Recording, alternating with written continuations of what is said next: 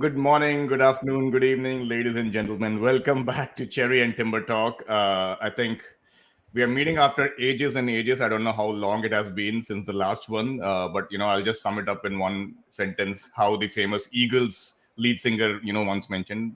For the record, we never broke up. We just took far too many vacations. So that's how it was. So it's been a while, but it's been an amazing last few days, and the World Cup is ongoing right now, the T20 World Cup, and there's no better way to start off once again. And welcome back, Yogi, Nishad, Mahesh was around. I think he just dropped off. He'll join back.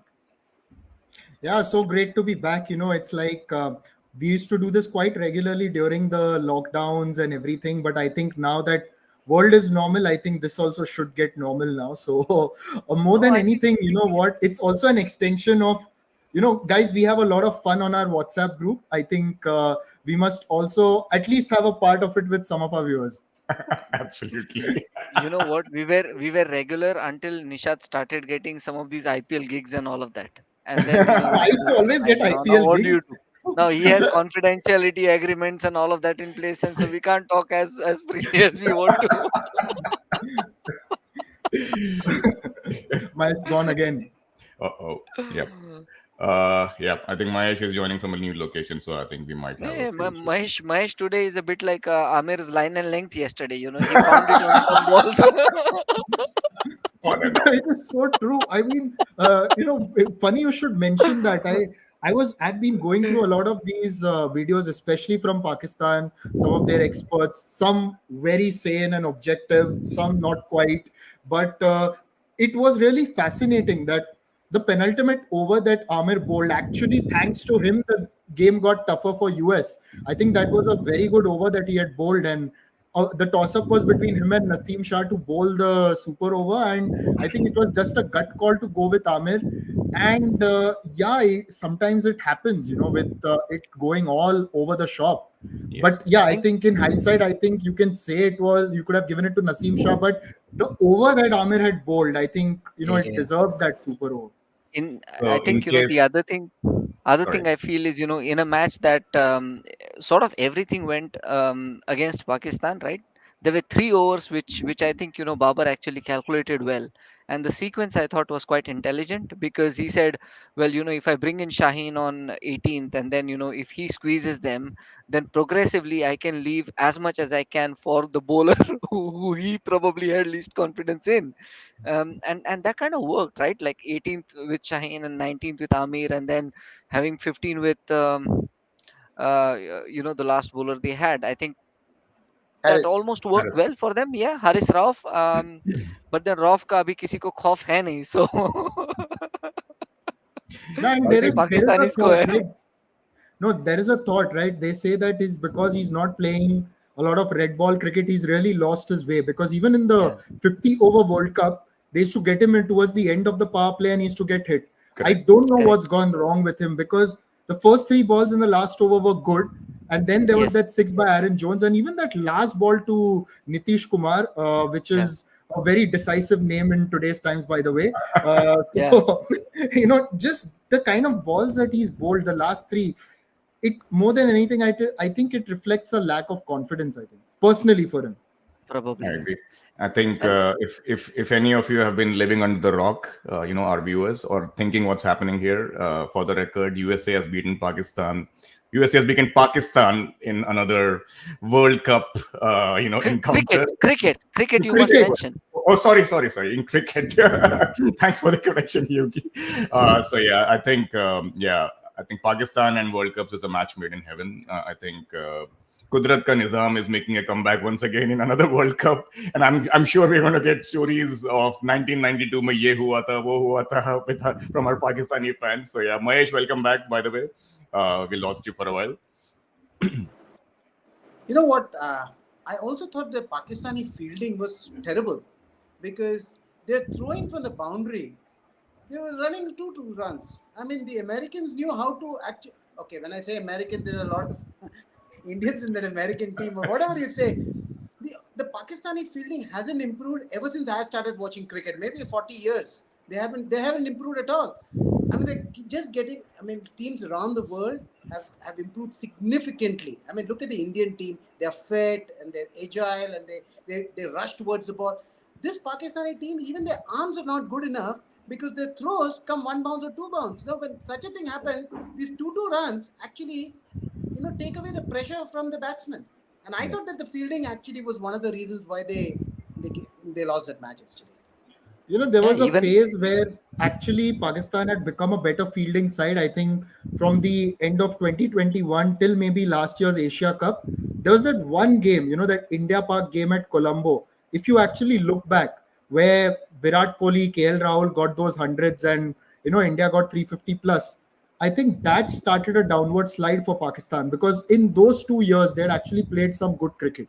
Hmm. mm, I think Yogi, if I could, probably summarize, there's been issues with their board, constantly chopping yeah. and changing the board president, as well as the captain and Babar Azam, his place being questioned, and all those kind of stuff. So I think all those things and factors are kind of trying to, it's kind of coming to bite them, and it's kind of you can't really say that it doesn't affect the team or it doesn't affect the captain, and I think it's telling on him. Even the press conference after the match, if you saw that Yogi, Babar Azam, the way he spoke, a lot of people are criticizing him for that as well. That he could be a little more diplomatic and a little more mature in terms of how he could respond to the media, but he was very direct on his players as well. I think it's the pressure telling then, isn't it? And to lose, I think a match against an opponent like that, with sort of the global audience watching, never makes it easy, right? It's one thing to kind of play some of the smaller teams in cricket's terms today's, but it's quite another when you're actually playing one of the affiliate nations and still get beaten by them.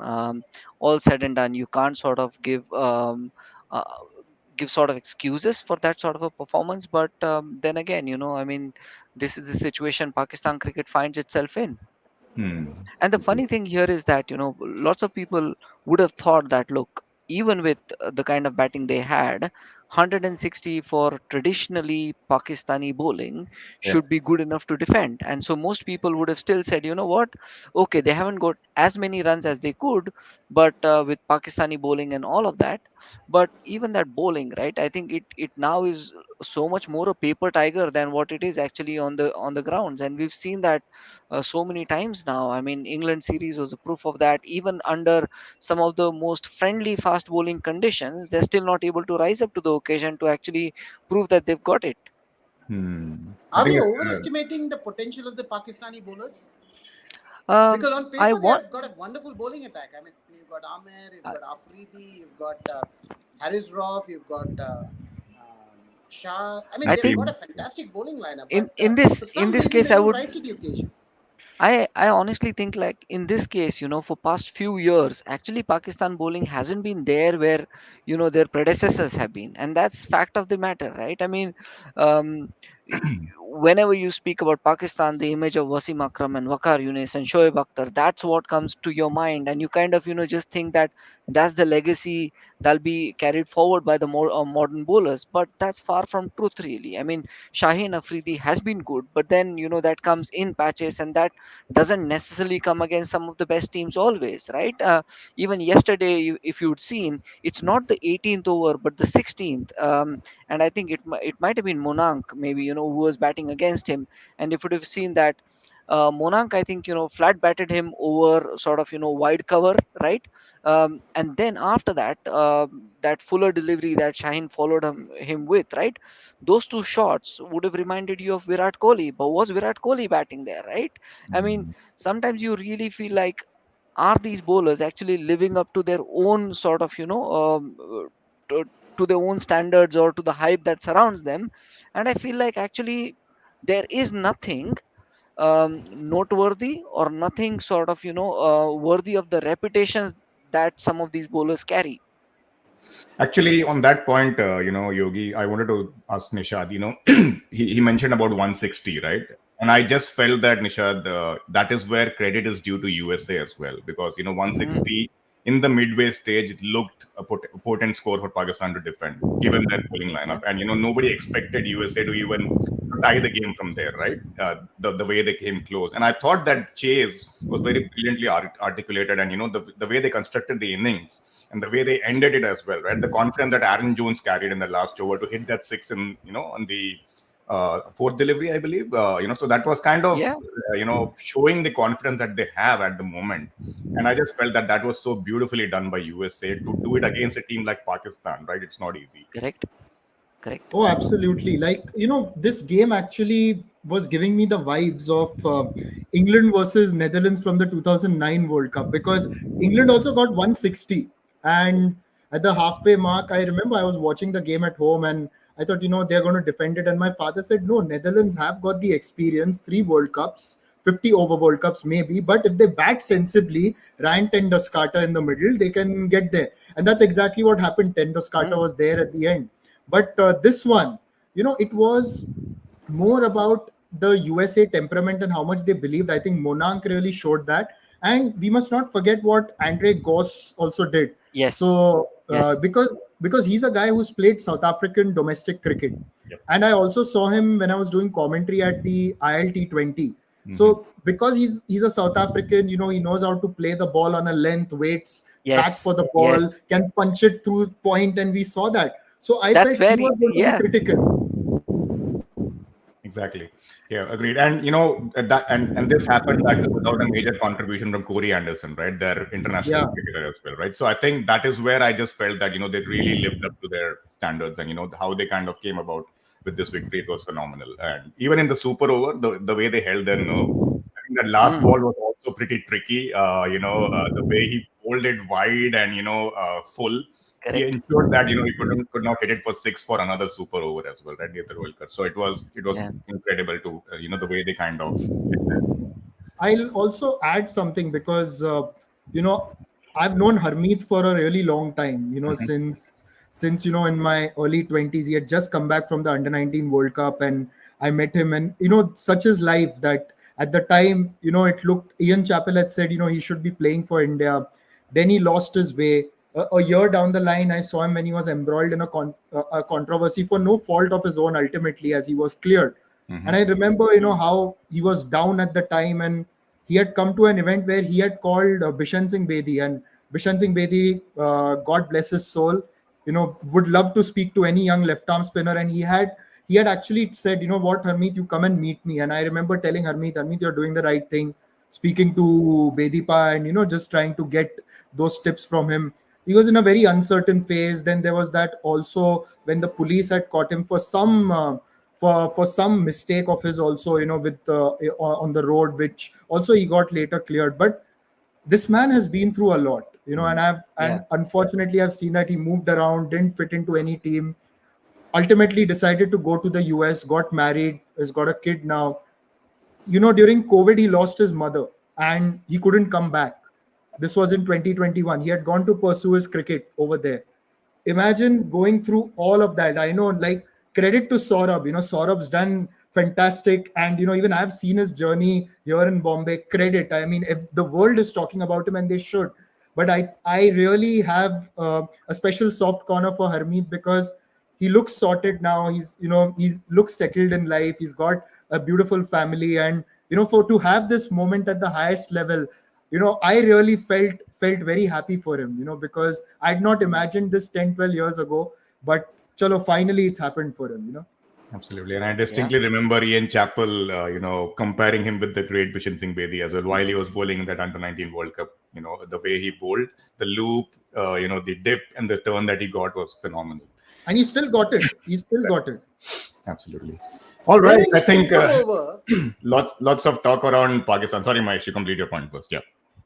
in the super over when US was batting, how many runs did they score? They scored 15, 17? 18 they scored, out of which 8 were extras. Exactly. Only one boundary they hit. Yeah. Which is a huge surprise. That was the only boundary. Can you believe it? In a super over, a team batting first just scores one boundary and goes on to win the super over.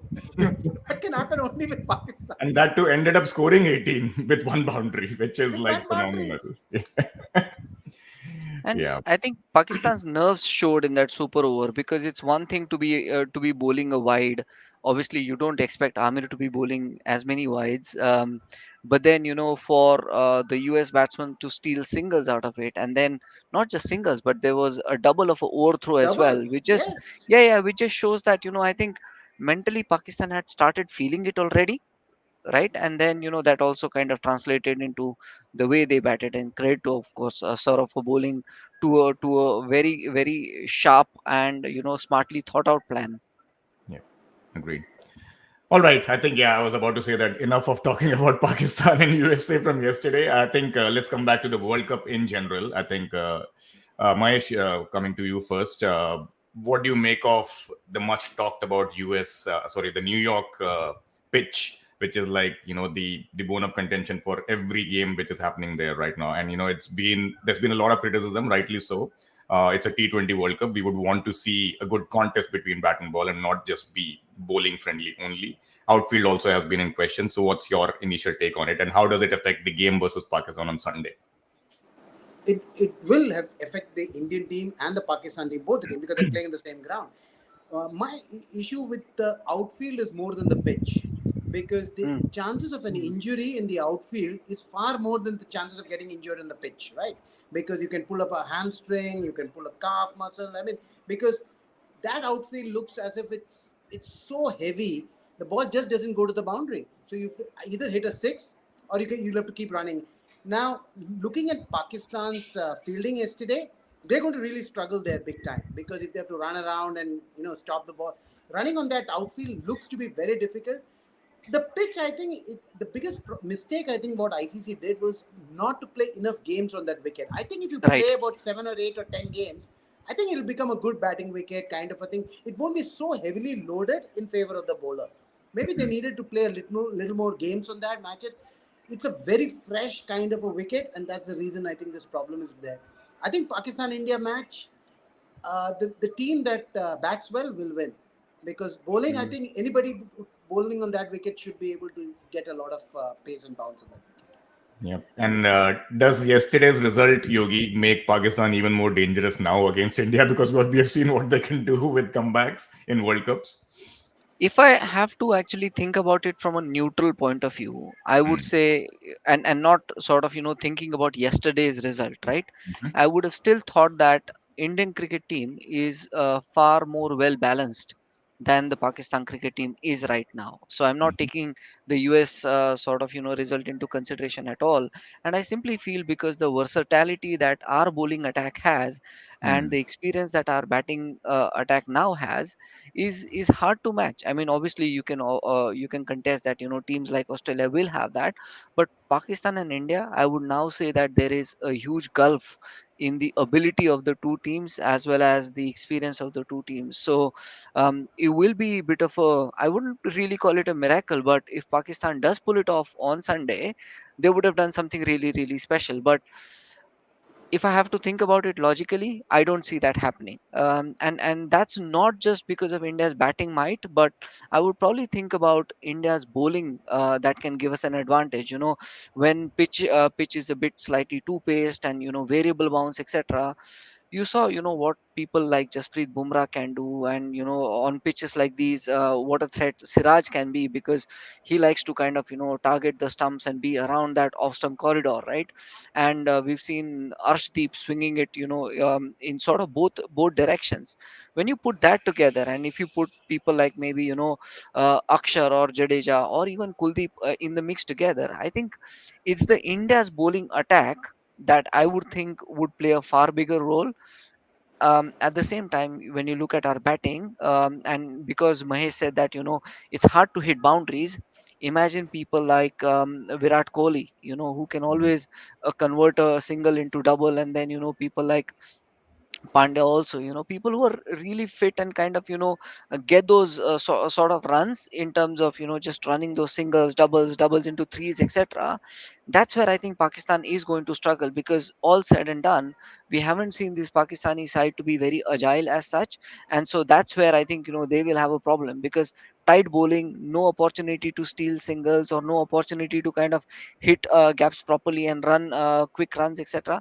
That's where I think India is likely to have a big edge over Pakistan. Hmm. Interesting you said that. Nishad, my quick question to you would be in terms of the playing 11 or the combination that India went with, were you happy with what they did in the last game? Do you think there's still place for a Kuldeep Yadav in the side? I just felt that that was the missing X factor in the bowling. I mean, your thoughts on that? So actually, Venu, you're a friend of ours, a common friend of ours, Sunir, who has also covered a lot of cricket. I keep talking to him, and we really, both of us, the first thing that we both messaged each other after Ireland and India match, the toss happened and the playing 11 was declared. We both messaged no Kuldeep question mark. So I really think Kuldeep should play because of the impact that he's had against Pakistan. This is, if you've also watched the pavilion last year, Yep. they were talking about how Pakistan is not reading the left arm wrist spinners. South Africa specifically Shamsi played. was a big pain in, for them in the semifinals. Yeah. Yeah, and Not the semifinals, in the game that they lost against South Africa in the World Cup because of break to the Shamsi. They got Shamsi for that game. Yeah. Then, of course, we knew that Noor Ahmed of Afghanistan was going to have an impact. He did. So that I think is definitely one of the things that India should consider and make that change. So I think that is definitely going to happen. But I'm more interested to see what will happen on the Pakistan side of things. I know his record is poor, but Sam Ayub should be playing. He is an exciting talent. I mean, the way he can hit the ball. I know he's played 15 odd games, not done a lot on the international stage, but I've watched the PSL. I followed Peshawar Zalmi just to see him bat. And yes, Babar scored most of the runs, but we already know what he is. Sam Ayub is going to be a superstar if he keeps his head on his shoulder. So Would I think you replace him with Azam Khan in the present lineup? yes, because now you're anyway keeping with Rizwan. Yeah, So exactly. there's no point in keeping Azam Khan somewhere on the field. All due respect to him, he's got the strength, but fitness is surely not on his side. And it's Even something that confidence, Nishad, for that matter. Yes, Right now, with those games against England, he was trolled heavily, and yes, everybody was questioning his place, and you could see that the lack of confidence even yesterday when he got out as well. Right, he didn't even wait for the DRS, absolutely. right? So There's also a couple of points like about that where I remember Sachin Tendulkar saying that actually like footwork is a sign of how the mind is working. Right. And that's how he Right. he said that Manus Labushkagne is going to be a fantastic player by only looking at two balls. One when Jofra Archer hit him on the face, and the next ball when he got forward, defended him, and it and seems even when he left Tendulkar, the ball as well, right? yeah, That was confidence too. Yeah. Tendulkar turned to his father-in-law and said, "You know what? He's going to score a lot of runs." That is because he said that in spite of getting hit, he was there on the ball the next Front ball. foot. Like Front he was, foot. Yeah. he was there on the front foot the next ball. Yeah. Second thing, and Azam Khan, he's fantastic against the spinners. If you have watched the PSL, his feet were nowhere near the ball yesterday. And then secondly, about fielding, as Mahesh pointed out, they were not up to the mark on the field. They were not attacking the ball. Even in the super over when they ran two, he's not attacking the ball. And that's something that is not acceptable today. And I remember last year during the World Cup qualifiers, one of the commentators said that fielding is actually a reflection of a team's soul. So if your fielding is not in order, there is a problem with the soul of the side. And that's exactly what's reflecting on the field for Pakistan right now. So, that is going to be interesting. But I would not put anything past Pakistan. It's very difficult to predict what they will do. I guess even if Nostradamus was around today, even he would have given up. Absolutely. With Pakistan, you don't know which side of the bed they got up from, right? So I think that's how it is. So the only threat to Pakistan is Pakistan itself. So that's how I'll put it. So, Funny it's all in thing their is, mind. we always know that Pakistan do peak Pakistan things. In this case, they reached peak Pakistan in the first game itself. They peaked too early. But in the India-Pakistan match, till the time the two teams enter the ground, you can always say India is better, Pakistan better. But I think the moment they enter the ground now, I think it's 50-50 because of the pressure that comes along with the match. Maybe India is a better side, all that. This is all academically, we can discuss that. But I think once they cross the line, I think the situation, the atmosphere, the pressure gets onto the game. So it becomes almost, it's like 50. It's interesting you said that, Mahesh. I mean, that's now my question is open to the entire group, including you, Mahesh. You can start off. So in that scenario, do you think that India overall in World Cups, if you see, is better at handling pressure when it Yeah. comes to India versus Pakistan? Absolutely, no doubt about that. I mean, the only reason why we won so many World Cup matches, I think, apart from one World Cup match that we lost in Dubai, I think we've Yeah. beaten Pakistan every time, and that is only because we've handled the pressure better. The Hmm. fear of losing has always got into Pakistan before us, and so Hmm. by the time we would have finished the game, so that's a And big thing. That's a very big thing. that's what I remember from the 2019 World Cup when everyone thought that 2017 Pakistan won the Champions Trophy, maybe psychological edge, and I still remember where Virat Kohli, I think, came for the press conference, and he was absolutely like, and they do believe it. I mean, all of them that treat this as any other game. Yeah. Like, even I remember when we got to Manchester, the game in Nottingham against New Zealand was rained out. We Hmm. got to Manchester, I was standing there, and a couple of the Indian players were going by. Just their body language and the way some of them were even greeting, because greeting us, they didn't seem like they had pressure. Yeah. I remember one of them actually telling me that, what, do whatever you have to. तेरे को rain dance करना है, जो करना है कर, but make sure that there is no rain tomorrow because India, New Zealand got rained out. This one can't get rained out. So it looked like they weren't under the pressure of the result. They were more like, Correct. "Arey, match kara do." Hmm. Cut to the press conference for Pakistan. Mickey Arthur comes. He first says, that it's just any other game, blah, blah, blah. And then he says, I told the boys, one of you has got a chance to be a hero tomorrow. That's it. Pressure. That is That's it. pressure. That Yeah, is that's pressure. it. Yeah. I mean, come on. Don't say that. Why would you If have you're to say saying, that? yeah. Exactly. I agree. And even, I remember Ramesh Raja making a statement, right? That if you beat India in a World Cup game, there's a blank check waiting for you. Something like that, he said, right? Yeah. So all these things are kind of adding up to unnecessary pressure on the team, right? So, Absolutely, no doubt. yeah, I agree. And I remember MS Dhoni in 2015. This was the press conference in Adelaide, and he said, and that time it was 6-0 in the World Cup, 50 over World Cup. Hmm. He said, you know what, just don't make a big deal out of it Yeah. because this 6-0 is going to be someday they are going to win, Yeah. and then then we'll win, then they'll win. It's going to happen someday. Yeah. Why are we creating this big thing about them not winning against us or us beating them every time? Mhm. And that is exactly how a lot of these players also look at it, and it's credit to them. Like, I actually feel that from that 10 wicket win for Pakistan in 2021, it was very easy for the Indian team to get psychologically put down by that, Correct. but they didn't. It is full credit to them. So Nishad, that is the difference between the current Indian team and probably the team of the 80s. When Javed hit that six, and for Yeah. yeah, almost It was 10 hard years, for the next we 10 just years. couldn't beat them because psychologically we were affected so much. Yeah. This team play fearless cricket. They're not bothered about reputation. If they win a match, it's fine. If they lose a match, they'll come back harder.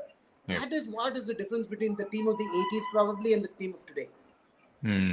I agree. Yeah, I think that six scarred us for life for the next 10 years, literally, right? So, I mean, everybody had jitters going down, were thinking about that all the time, right? And poor Chetan Sharma has done so many good things in his career, but he's always remembered for that one moment, right? So I think that's something. That's how the pressure is for an India-Pakistan game. Yeah, I think, yeah. So coming back to the World Cup in general, I think there's a lot of interesting associate nations, Yogi, this time. I mean, a lot of good contests going on between these associate nations. So, whom do you feel, would be a game changer in this scenario within the associate nations? Do you think, any particular team? We've already seen what USA has done in the first two games, right? Do you think any other Right. particular team has their chances to make it to the next stage?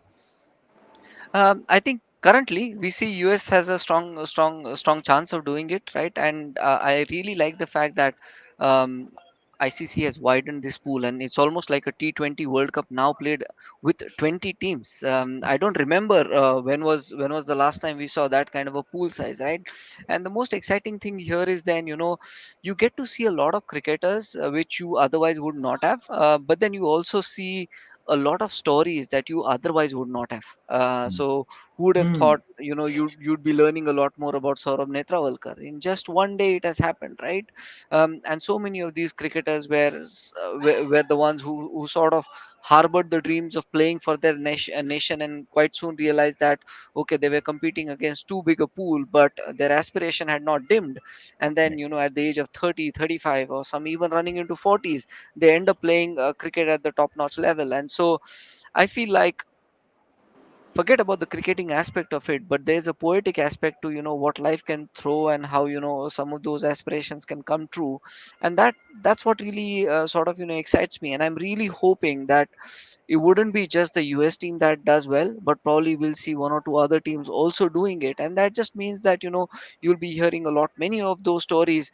And again, when I talk about stories, the reason why I say it is because stories build culture. So when people like these become household names, it gives aspiration to other level of people. And so yesterday, what Monang said was quite special. He said, this isn't just about winning against Pakistan, but this is about what this can do for US cricket, right? Yes. And Absolutely. that's why you're sort of looking at other teams also doing. And we know what has happened with Afghanistan, and no more can you actually call that team a minnows, because Afghanistan, after they got chances and they did well, and then Rashid Khan happened, and we saw now what's happening with their cricket, right?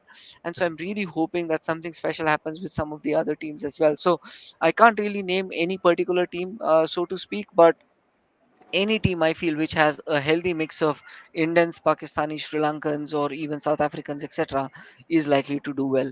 Because I I was mean, actually, yes, yeah, please, yeah, go Nishad. ahead, go ahead. No, I was So, actually going to, no, go ahead. I'll finish after so you. Yeah. So I was just saying that any team which has a mix of those, because that means that these cricketers bring pedigree and sort of legacy of cricket into those new setups. And second thing is also they kind of help the local talent around. So the kind of mix you get yesterday. So I really liked seeing the USA team composition yesterday, because there were a few sort of local names, but then a whole lot of the other people were sort of migrated from other countries into the US setup, etc.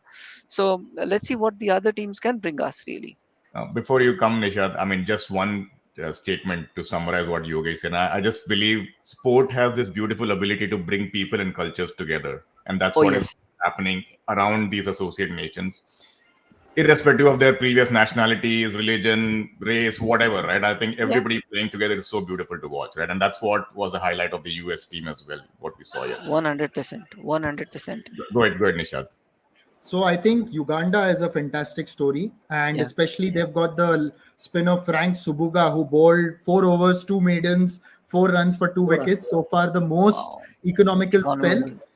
He's 43 years old. Started playing for Uganda in 1997, and then from Yeah. Uganda he was picked. There was an East and Central Africa team, which was Uganda, I think, Tanzania, Zambia, except Kenya, because Kenya had broken away in the 80s. Yeah. So for Uganda, and I was reading this, they've not had any international sporting success on a team level. They've had individual successes where they've won a few medals in the Olympics as well, and Yeah. some of the other games. But never has a team of theirs gone to a World Cup, football or any sport.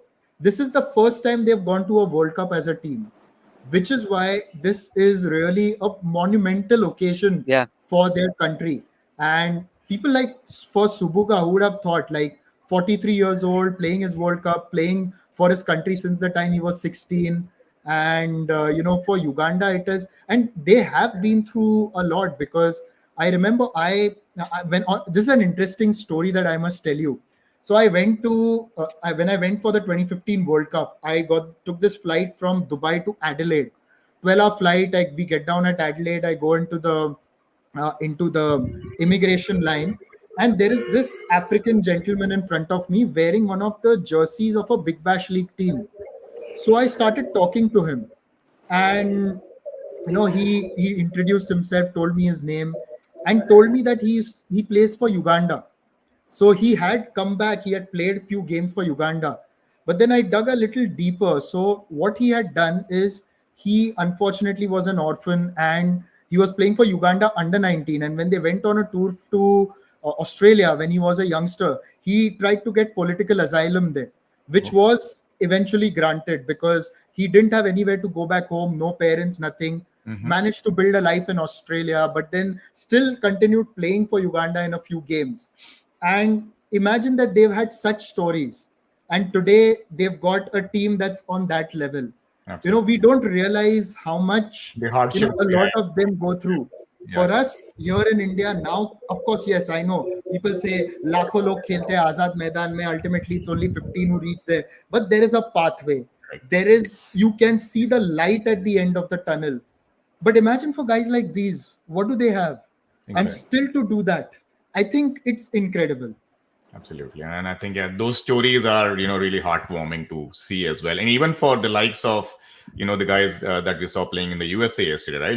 It's like, a second coming in life for them, right? So if they could not make it in India, they made it there, right? So, and it was so heartening to see, Saurabh's employer Oracle as well, congratulating him on social media. So that was beautiful to watch, right? It's like everybody is acknowledging the fact that somebody has done something incredible on the sporting field, right? So those are the stories that we all live to see, right? So it's just amazing. Venu, and there's a slightly different aspect to this, which comes to light because of these stories, right? So a lot of these cricketers, right? I mean, even if they are playing professionally, but their core job or their core living comes from other areas, and so end of the day, when they succeed, that part of their living also gets that much recognition. Recognition, yeah. Like we've heard from other teams, such as somebody's a doctor and somebody's a lawyer and somebody's an engineer or somebody is a farmer and things like that.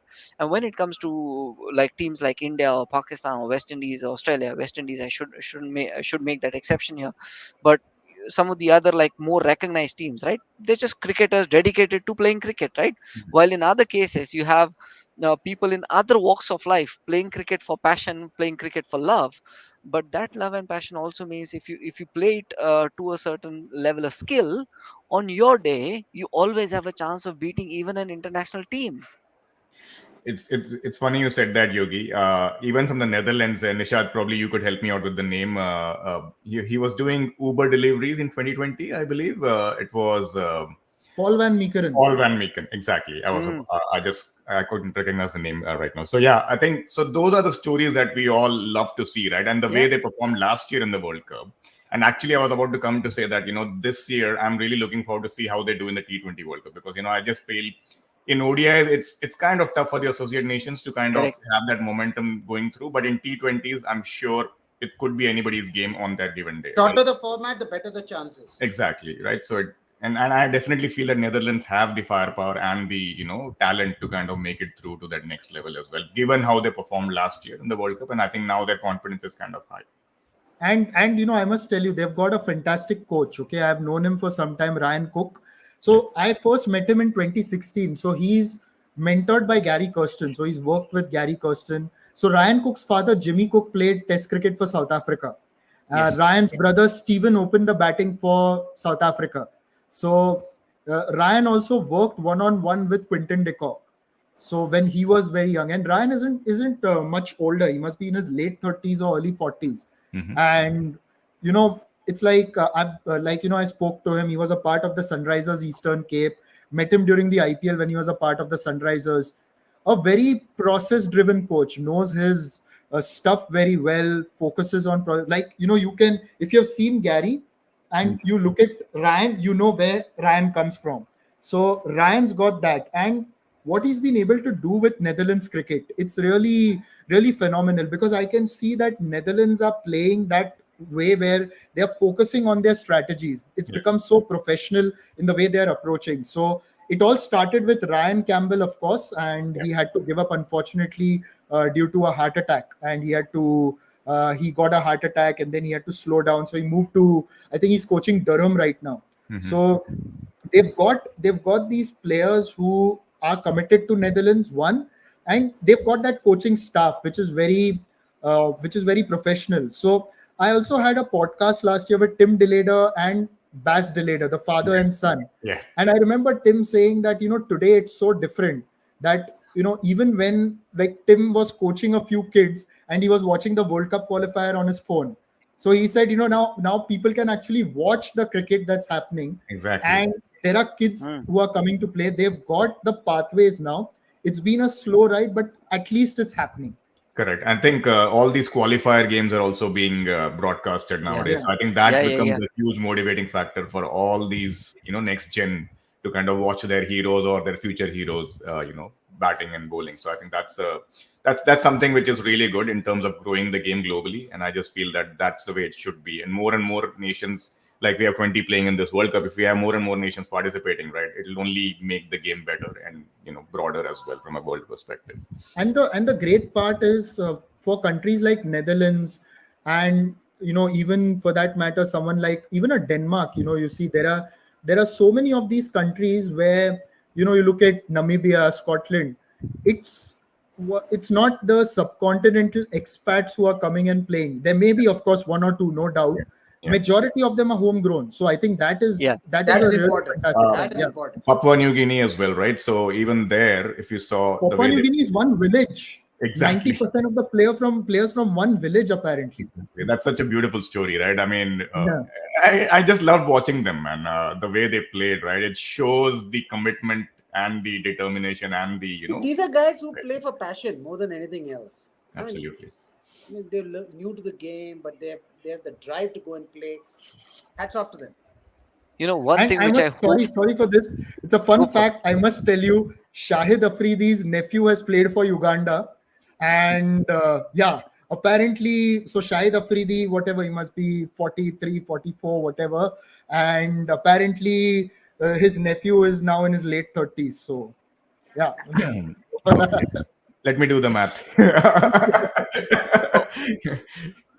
one thing Yeah, one thing which great. I feel is like, what would be a great outcome from some of these things is we obviously can't tell if any of these associate nations will make it to sort of deep end of this tournament or not. But if they play well enough and some of them get sort of spotted enough, I hope some of them can then get on and play some of the bigger cricket leagues, and that'll be Yes. quite nice. And one day I'd also think that, just as some of the Indian expats or Pakistan expats play in teams like US, what would it be like if you had expats playing in countries like India or Pakistan or Australia? I mean, I'm sure it, Mm. it must be happening with Australia anyway, but I've never seen that thing happening with Indian cricket. But I'd love it. For instance, somebody who started playing in Americas but then moved on to, and then because of his heritage or whatever it is, he then ended up playing in India. And that would really mean that the sport is going global, not just in a unidirectional sense, but Yeah. in a multi-directional Multi-directional. sense.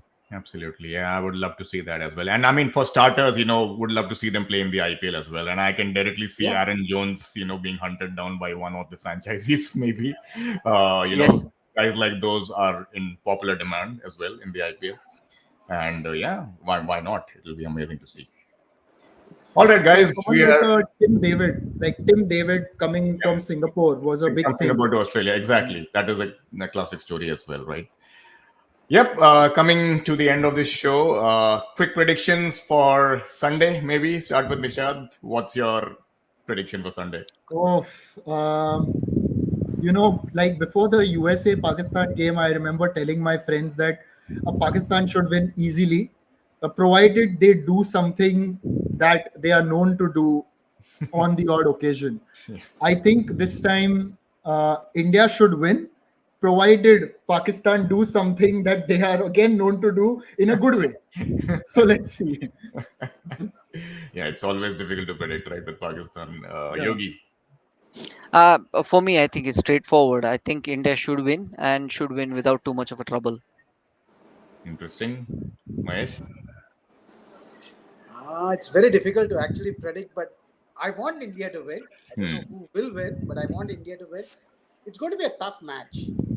I mean, even though Pakistan lost to the US yesterday, I don't think that'll have a big impact on Sunday's match. Also, the T20 format, because it's such a short format now, one good over either way can swing the game away. That is the reason why probably a lesser known team can always cause an upset. Okay, Hmm. Pakistan are good. They also play a lot of T20 cricket. Most of the cricketers are nowadays playing only T20 cricket, according to me. Yeah, Okay, so it's going to be a tough match, but probably I might give India the edge. Maybe 55-45 India. interesting. Yep.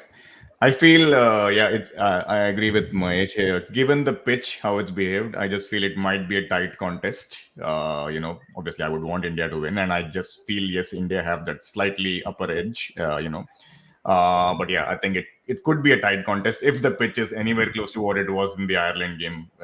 With India, with that variable bounce and the exaggerated seam movement, I just feel that the bowlers could come into play, and Pakistan, we all know, they have the bowling lineup to kind of exploit conditions like that. That's why I said, because the bowlers will come into play, the team that bats better Yep. will win the game. All right, gentlemen, such a wonderful time to be back, and love this conversation. Thanks for your time, and looking forward to the game on Sunday, and we'll meet again pretty soon. Let's come back Great next stuff. week. Absolutely, Sure. we'll come back next week. Absolutely. Cheers. Cheers, Bye-bye. guys. See you. Speak soon. Take care.